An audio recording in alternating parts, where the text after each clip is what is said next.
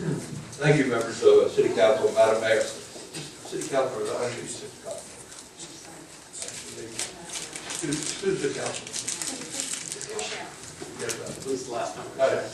I apologize. You probably received this. I did forward the email, but I want to give a brief explanation of what this entails. On or about January 10th, the Data Centers LLC, which joined the SHIP partnership as the Combined Heat and Power partnership run by the EPA in September 2013. They requested a letter on January 10th to support. This letter, at best, was requested for a suspect, I would even call it fraudulent usage. I responded as soon as I became aware of that letter to the EPA, asking them to not only withdraw that letter, but to explain how they arrived at the numbers they from that letter, to explain what their intentions were with this letter. I waited about a month, and finally I did get a call from the EPA, or they asked me to participate in a conference call with Sean Garvey, I believe his name is, and as a result, Sean Garvey. And the result of that was the letter that you have before you. The reason that I got anxious is because the original EPA letter, which I protested and did not receive a reply from at the time, had been entered into evidence at the proceedings for the Board of Adjustment here.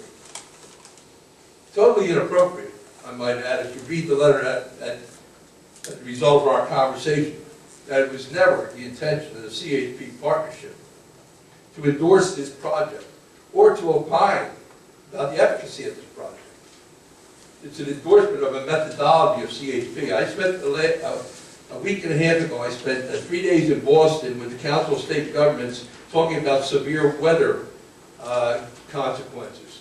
And a very, very bright Mr. Bourgeois, Professor Bourgeois from Pace University, presented a plan how CHP technology is wonderfully placed to give an advantage to individual circumstances. They had a Spalding building, a new rehab center in Boston, that when they had the flood and the flood devastation in New York from Hurricane Sandy, would have been threatened with almost annihilation. So in the new forewarned system of resiliency development in our buildings, in our critical situations, they decided to employ CHP technology. They put it on the roof of the building, so it's out of the way of the water, of flood waters, and it's 7 megawatts. So then he went on other examples of how this technology can preserve a total shutdown of an emergency situation. So I stood up and asked, what about a 278 megawatt CHP being built in the middle of a residential area? And he asked me for what purpose. I said to power a data center, allegedly, apparently, or presumably, or whatever you want to do, how you ever want to use, what adjective you want to use it at. And he said, I've never heard of anything like that. That's ridiculous. That is a power plant. It's not an attempt to avoid a shutdown of losing data. I'm very upset. And I'm very upset with what my wife mentioned here. And I will tell you, my union brothers and sisters, I was a 37-year union man. I was an official, elected official of the union. I've dedicated my life to that. But I've been in an ongoing dialogue, some of you may be aware, with the building trades, and I have another dialogue being conducted with the AFL-CIO leadership that I won't share with you now until I send my letter of response to them, but I promise you I'll share it. I'm not one to hide things. You're going to have a dialogue, you're going to attack me. But I want to say this for the record, I want to say it to any union person that is within earshot or is going to get this message. I will never, and I will not, allow the incendiary, inflammatory rhetoric of a few misguided union officials who, quite frankly, haven't done their job for their membership to intimidate me or the public that I represent. Public that I represent that is pursuing equality of life that guarantees the health, welfare, and security of their families. There is nobody in this world that values the working person, because that's what we all are, more than I do.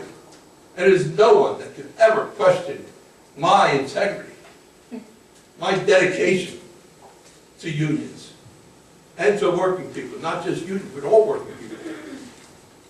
And I take it as not an insult, I take it as almost offensive, hurtful, that in the letter I'll be sharing with you next time, that the accusation is made, you dare to go to the EPA, you dare to write a letter to the university, you dare to take the food out of the mouth of our brothers and sisters because I did that? God knows, I would love to know what my responsibility is supposed to be then if I'm not supposed to involved with that. So, but that's a battle that's ongoing, and that's not going to end that easily. And neither is the, quite frankly, the fraud that's being perpetrated on those union brothers and sisters, the promises of jobs. That number has grown from 240, which was questionable, down to 690 or 640 in their latest entry with 5,000 full-time construction jobs. When I told that number to people I know in the construction industry, they said, you could build 10 of these power plants. You could build a nuclear facility for $1 billion.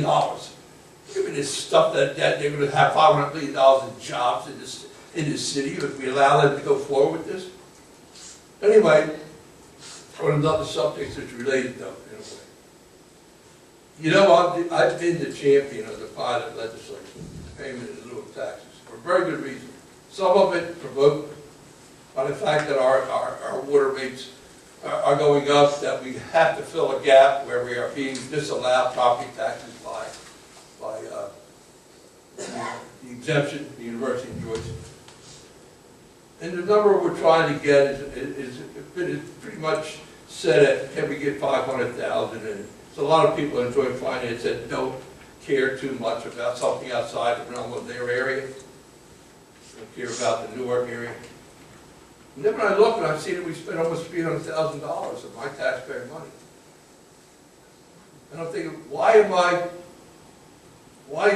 supporting this pilot program initiative? And then I realized the answer is, am I going to take more away from the taxpayer and add to their woes?